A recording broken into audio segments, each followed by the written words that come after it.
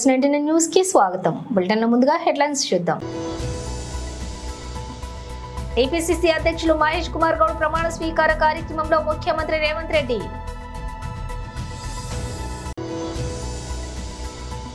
తెలంగాణ భవన్లో BRS నేతల press meet.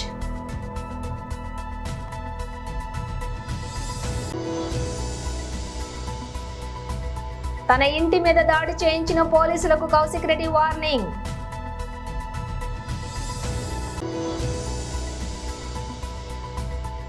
నిమజ్జనం కోసం తరలుతున్న గణనాథులు.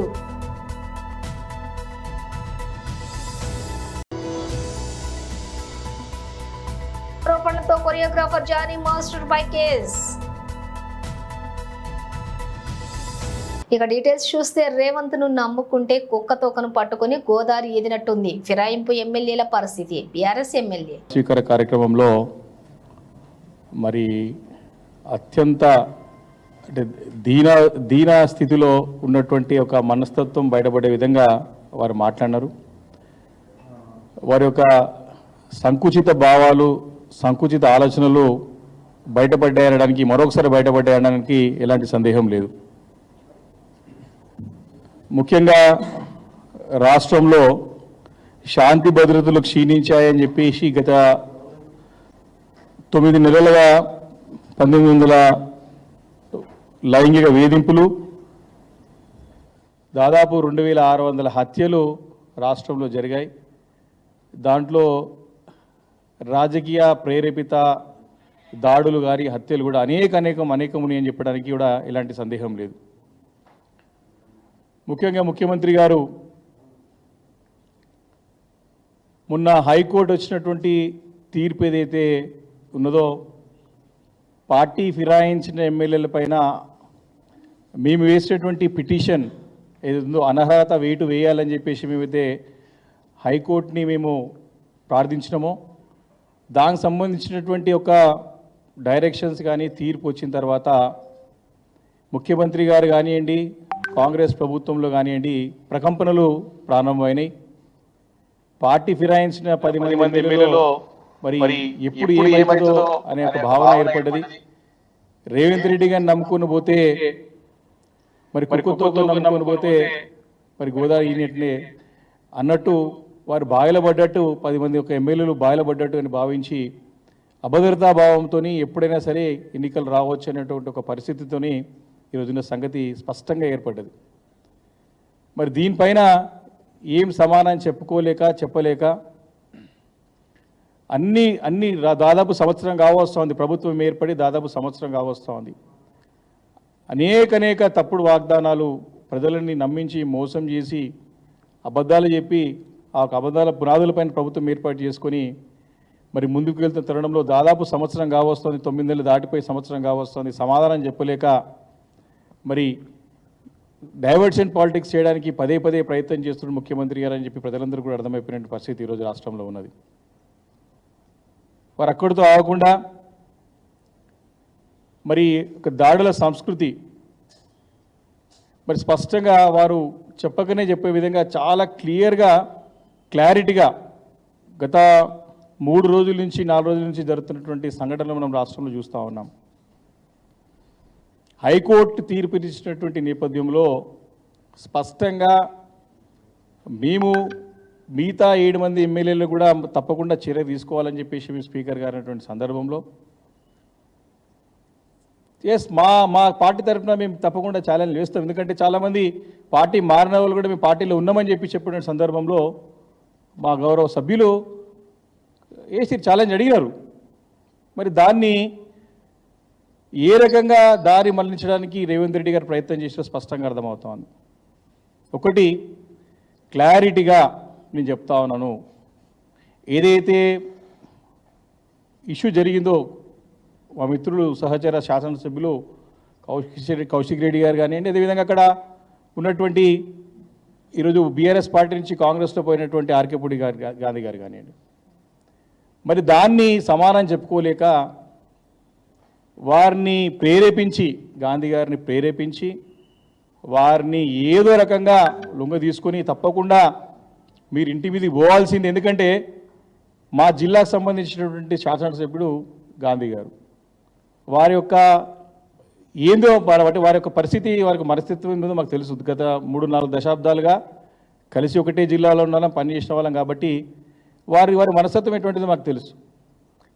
వారిని ఉసగొలిపి, రెచ్చగొట్టి, ప్రేరేపించి, వారు పోకపోతే పోలీసులని కూడా ఏసీపీ డీసీపీ ర్యాంకుల నుంచి ఎస్కాట్ ఇచ్చి మరి ఆ రోజు దాడికి ప్రత్యక్షంగా రేవంత్ రెడ్డి గారే చేసినారని చెప్పేసి పదే బీఆర్ఎస్ పార్టీ ప్రతి ఒక్కరూ కూడా స్పష్టంగా చెప్పడం జరిగింది. ఆ రోజు మేము చేస్తే లేనిపోని ఆరోపణలు చేస్తారని చెప్పేసి, ఆరోపణలు చేస్తారని చెప్పి అందరూ అన్నారు. ఆ రోజు కాంగ్రెస్ పార్టీ వాళ్ళు అన్నారు, అందరూ ఆరోపణ చేస్తున్నారు, మీరు ముఖ్యమంత్రి గారు ఎందుకు దీనిలో తలదూరుస్తారు అని చెప్పారు. కానీ నిన్న రేవంత్ రెడ్డి గారు చేసిన వ్యాఖ్యలతో మా వాళ్ళే ఇంటి మీద పోయి దాడి చేస్తారు అని చెప్పడం జరిగింది. అంటే మేము మొదటి చెప్తున్నటువంటి మాట వాస్తవమే, నిజమని నిరూపితమైంది. నిన్న చాలా క్లారిటీగా ఇది మొదటి ఉదాంతం కాదు రేవంత్ రెడ్డి గారిది. మొన్న ఖమ్మంలో పెద్ద ఎత్తున వరదలు వచ్చి ప్రజలు బాధతో ఉన్నారు, పట్టించుకునే నాదుడే లేడు. జిల్లాకు సంబంధించిన టీపీసీసీ అధ్యక్షులు మహేష్ కుమార్ గౌడ్ ప్రమాణ స్వీకార కార్యక్రమంలో ముఖ్యమంత్రి రేవంత్ రెడ్డి గాంధీ భవన్ లో శ్రీమతి సోనియా గాంధీ గారి ఆశీర్వాదంతో శ్రీ మల్లికార్జున్ ఖర్గే గారు మిత్రుడు, శాసన మండలి సభ్యుడు, కాంగ్రెస్ పార్టీ తెలంగాణ కార్యనిర్వాహక అధ్యక్షుడిగా పనిచేసిన సోదరుడు మహేష్ కుమార్ గౌడ్ గారిని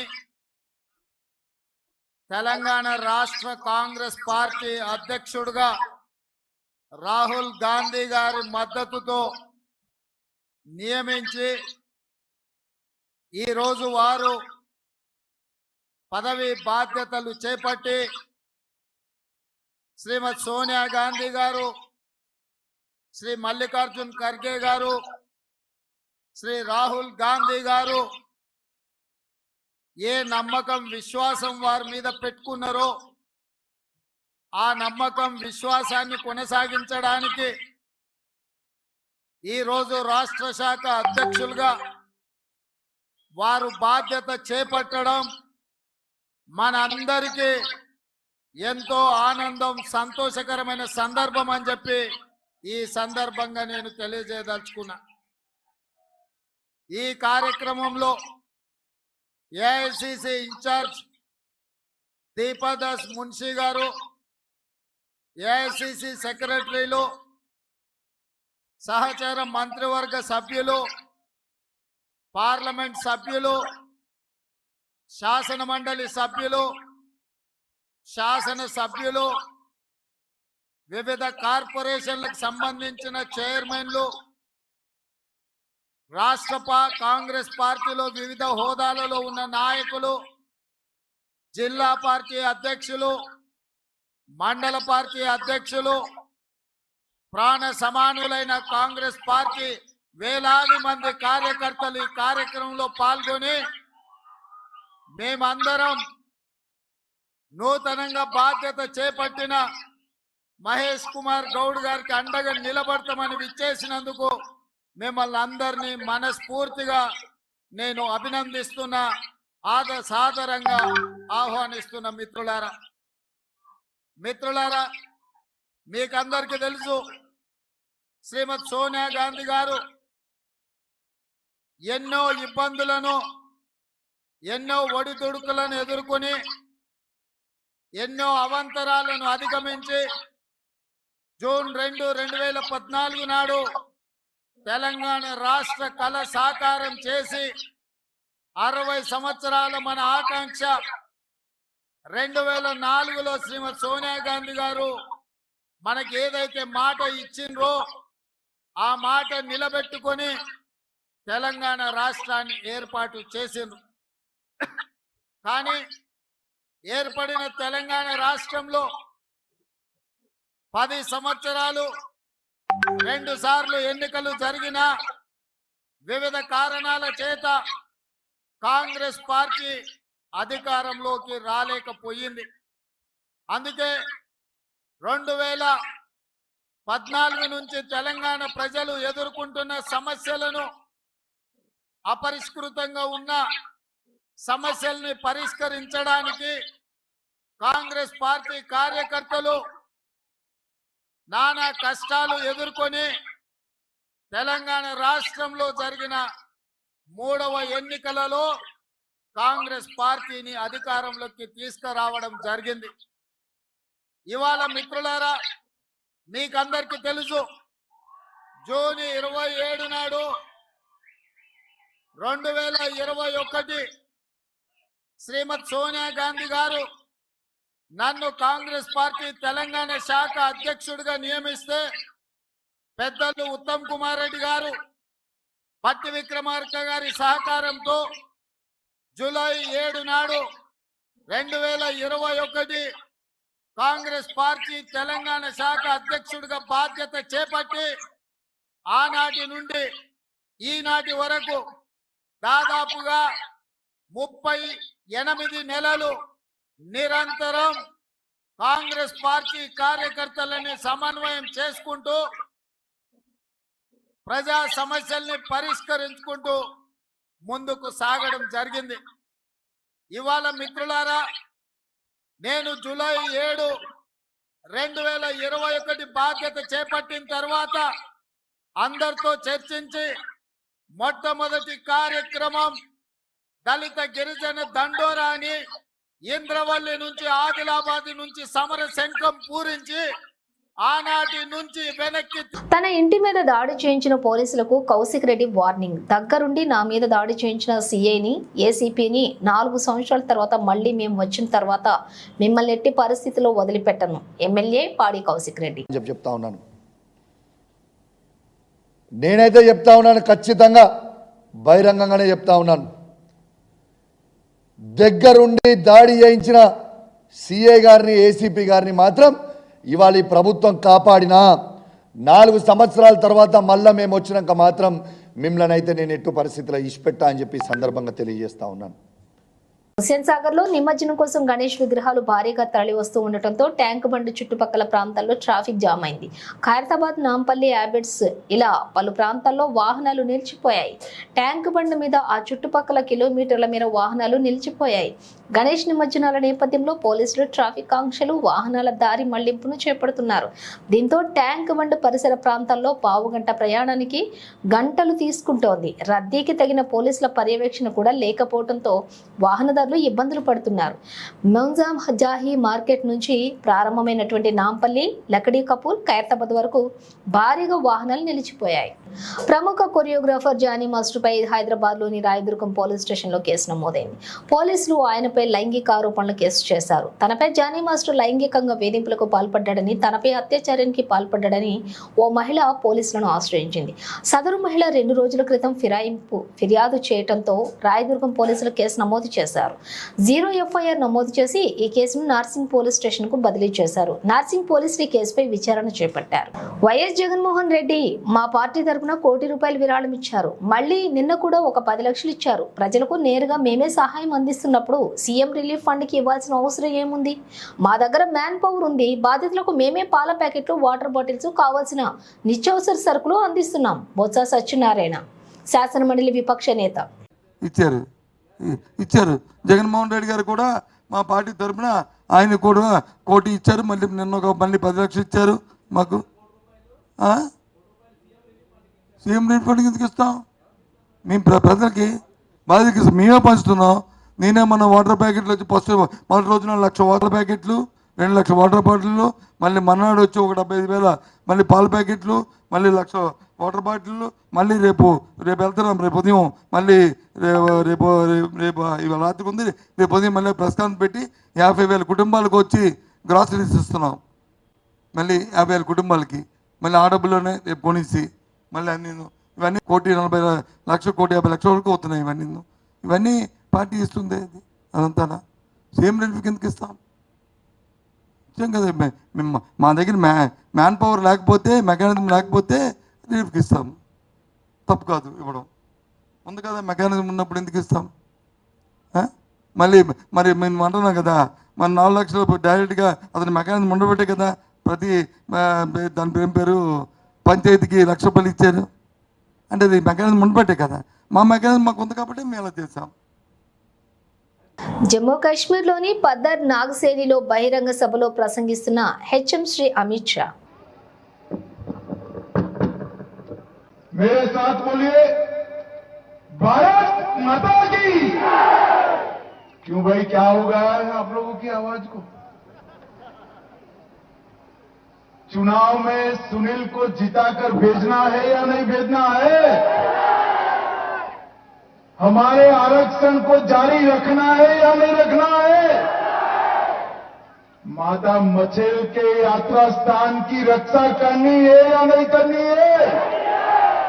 तो ऐसी आवाज नहीं चलेगी भाई।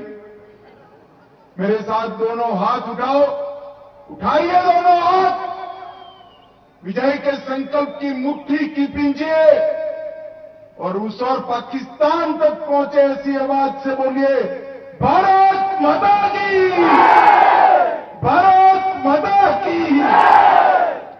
जहां हुए बलिदान मुखर्जी, वो कश्मीर हमारा है। आज इस मां मचेल की पवित्र भूमि पर भारतीय जनता पार्टी की इस विराट जनसभा में मेरे साथ उपस्थित यहां के लोकप्रिय सांसद डॉक्टर जितेंद्र सिंह जी, जिन्होंने केंद्रीय मंत्रिमंडल में विशेषकर उधमपुर क्षेत्र के विकास के लिए ढेर सारे प्रयास किए हैं। मेरे मित्र लद्दाख भाजपा के वरिष्ठ नेता पूर्व सांसद नामियार जी, श्री जानकीनाथ मनहास जी, जानकीनाथ जी खड़े हो जाइए आप जरा, श्री प्रदीप परिहार जी, हरिकृष्ण चौहान जी, अर्पण राणा जी, गुलाबचंद भगत जी, और आज जिनको जिताने की अपील करने के लिए आया हूं ऐसे मेरे मित्र यहां के विधायक सुनील शर्मा जी। और आज भाइयों बहनों, मैं पहली बार इस क्षेत्र में आया हूं। जब हेलीकॉप्टर से इस ओर निकला, ये पहाड़ियां, आसमान को छूने वाली पहाड़ियां और दुर्गम क्षेत्र, उसको देखकर मुझे लगा कि सुनील ने कहां मेरी सभा रख दी है। मगर भाइयों बहनों, इस विराट सभा में इतनी बड़ी जनसंख्या में आए हुए प्यारे भाइयों बहनों, माताओं और मेरे गुर्जर भाइयों को मेरा प्रणाम, नमस्कार। सबसे पहले मचेल माता के चरणों में शीश झुकाकर मैं प्रणाम करना चाहता हूं। आज मेरी बहुत इच्छा थी कि मां के दरबार में हाजिरी लगाकर आऊं, मगर तीसरी सभा भी रख दी रामबन में, हो नहीं पाया। मैं आज मां के चरणों में वादा कर कर जाता हूं, सुनील और हमारी बहन परिहार को जिता दीजिए, यहां मैं मां के चरणों में शीश झुकाने जरूर आऊंगा। ईश्वर पादर और नागसेनी की इस पवित्र भूमि ने कई सालों तक भारत को मजबूत रखने का, एक रखने का साहस भी दिखाया है, हौसला भी दिखाया है और इसके लिए बलिदान भी दिया। మెగాస్టార్ చిరంజీవి ఇవాళ తెలంగాణ ముఖ్యమంత్రి రేవంత్ రెడ్డిని కలిశారు. ఉదయం సీఎం నివాసానికి వెళ్లిన చిరంజీవి రేవంత్ రెడ్డితోటి భేటీ అయ్యారు. ఇటీవల వరద బాధితుల సహాయార్థం తాను ప్రకటించిన 50 లక్షలు, తన కుమారుడు రామ్ చరణ్ ప్రకటించిన మరో 50 లక్షలకు సంబంధించిన చెక్కులను సీఎం రేవంత్ రెడ్డికి అందజేశారు. ఈ సందర్భంగా చిరంజీవితో కాసేపు చర్చించిన రేవంత్ రెడ్డి శాలువాతో చిరును సత్కరించారు. మరోవైపు సినీ రాజకీయ ప్రముఖులు తెలుగు రాష్ట్రాలలోని వరద బాధితులకు విరాళాలు అందజేస్తున్నారు. సీఎం రిలీఫ్ ఫండ్ ద్వారా ఆ మొత్తాన్ని బాధితులకు అందేలా చేస్తూ వారిని ఆదుకుంటున్నారు. మాజీ మంత్రి గల్లా అరుణకుమారి అమర్ రాజా గ్రూప్ తరపున ₹1 కోటి నటులు అశ్వక్ సేన్స్ 10 లక్షలు, సాయి దుర్గా తేజ్ 10 లక్షలు, అలీ 3 లక్షలు అందజేశారు. 2 రాష్ట్రాలకు విరాళం ప్రకటించి ఈ మొత్తానికి సంబంధించినటువంటి చెక్కులను సీఎంలకు అందజేశారు. రేవంత్ రెడ్డి పొద్దున్న ఒక మాట మాట్లాడతాడు, సాయంత్రం ఒక మాట మాట్లాడతాడు. ఇది ఒక personality deserted BRS MLA Dr Sanjay. మిమ్మల్ని ఒకటే ప్రశ్న అడుగుతున్నా రేవంత్ రెడ్డి గారు, మిమ్మల్ని గౌరవిస్తాము, ముఖ్యమంత్రి పదవిని గౌరవిస్తాం, మేము ఏ రోజు అందరు మనుషుల్ని గౌరవిస్తాము. మిమ్మల్ని వేడుకునేది ఒకటే, మీరు దయచేసి ఈ మాట్లాడడం బంద్ చేసి తెలంగాణ ప్రజల పక్షాన తెలంగాణ బాగోగుల గురించి ఆలోచన చేయమని చెప్పి మిమ్మల్ని రిక్వెస్ట్ చేస్తా ఉన్నాను, వేడుకుంటా ఉన్నాను. గత 9 నెలల్లో 9 సంవత్సరాల వినాశనం చేసినారు మీరు. ఆల్రెడీ 9 సంవత్సరాలు తెలంగాణ వెనుకకు తీసుకుపోయినారు. దయచేసి మిమ్మల్ని రిక్వెస్ట్ చేస్తా ఉన్నాను, ఇవాళ ఈ మాటలు బంద్ చేయండి. ఇంకా రోజు పొద్దున డైవర్షన్ మాటలు, ఒకరోజు బూతులు, ఒకరోజు నాకు రెస్పెక్ట్ ఇవ్వండి, ఒకరోజు నేను స్వామి వివేకానందుని అంటారు ఒకరోజు. మీరు కూడా చూస్తే దయచేసి ఒకసారి ఆలోచన చేయండి. నిన్న డాక్టర్ నాకు అన్ని చెప్పినాడు, అంటే నేను వెన్నుపూస డాక్టర్, నాకు దీని గురించి ఎక్కువ తెలియదు. నాకు యాక్చువల్లీ నేను స్పైన్ సర్జన్ కాబట్టి నాకు తెలియదు. నిన్న డాక్టర్ చెప్తా ఉన్నాండి, నాయన నువ్వే చూడు సంజయ్, ఆయన పొద్దున ఒక మాట మాట్లాడతాడు, సాయంత్రం ఒక మాట మాట్లాడతాడు. నిన్న ఒక ఉదాహరణ చెప్పినాడు. నిన్ననే మొన్న వారేదో చిట్ చాట్లో అక్కడ ఢిల్లీలో కూర్చున్నప్పుడు గాంధీ అసలు బీఆర్ఎస్ పార్టీ అని చెప్పిండంట ఆయన. నేను చూడలేదు యాక్చువల్లీ, చిట్ చాట్ చూడలేదు నేను. నిన్న గాంధీ నావడని చెప్పినాడు. ఇట్లా చెప్తా ఉన్నాడు. నువ్వు అన్ని స్పీచెస్ చూడైనా పొద్దున ఒకటి మాట్లాడతాడు, సాయంత్రం ఒక మాట్లాడతాడు, ఎలక్షన్ల కంటే ముందు ఒకటి మాట్లాడతాడు, ఎలక్షన్ తర్వాత ఒకటి మాట్లాడతాడు. This is a typical personality disorder అని ఆయన చెప్పినాడు నాకు. సో దయచేసి నేను మీ గురించి నేను ఎప్పుడు కూడా చెడుగా మాట్లాడను, మీకు తప్పకుండా మేము గౌరవిస్తాం. మిమ్మల్ని దయచేసి రిక్వెస్ట్ చేస్తున్నాను, కొద్దిగా మెడిటేషన్ స్టార్ట్ చేసి కొద్దిగా మీరు చల్లబడి, మన తెలంగాణ సమాజం మోసపోతూ ఉంది. మీకు ఇంత పెద్ద పదవి వచ్చింది, మీకు ఒక ముఖ్యమంత్రి, ఇంత మంచి చిన్న వయసులో ముఖ్యమంత్రి అయినారు. మీరు ఒక ఆబ్జెక్టివ్ పెట్టుకోండి, ఒక పాలసీ తయారు చేయండి, ఎక్కడికి పోవాలి అని ఆలోచన చేయండి. గత 10 ఏళ్ళు ఒక గొప్ప నాయకుడు కేసీఆర్ లాంటి నాయకుడు పాలనలో తెలంగాణ సమాజం దేశంలో నెంబర్ 1 అయింది. అందుకొరకే మిమ్మల్ని కించపరచాలని కాదు, ప్రజలు మిమ్మల్ని చూసి నవ్వుతా ఉన్నారు. ఇవాళ మిమ్మల్ని చూసి నవ్వుతే అది మాకు కూడా బాధ, ఎందుకంటే మీరు మా ముఖ్యమంత్రి, మీరు మా తెలంగాణకి రాష్ట్రానికి ముఖ్యమంత్రి. బయట మిమ్మల్ని చూసి నవ్వుతే మాకు కూడా నొప్పేస్తూ ఉంది. సో దయచేసి మిమ్మల్ని రిక్వెస్ట్ చేస్తా ఉన్నాను, నేను ఇవాళ మిమ్మల్ని చేతులు ఎత్తి దోడిస్తా ఉన్నాను మిమ్మల్ని.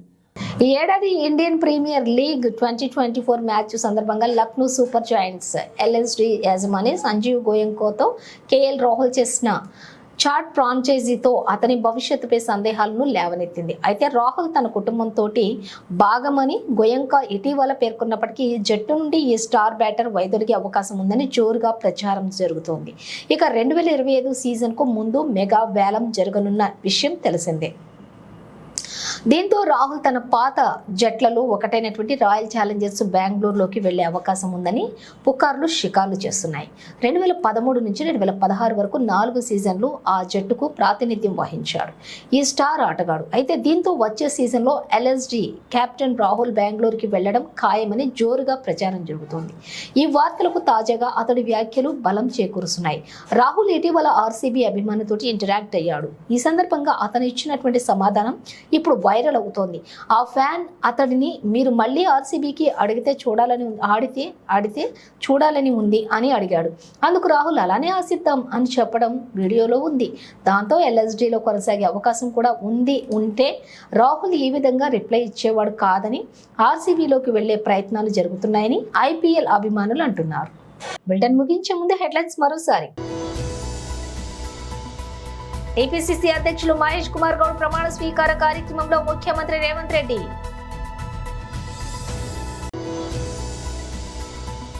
తెలంగాణ భవన్లో బీఆర్ఎస్ నేతల ప్రెస్ మీట్.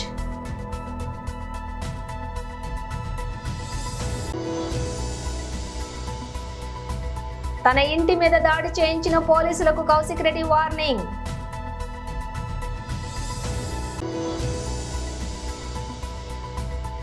నిమజ్జనం కోసం తరలుతున్న గణనాథులు.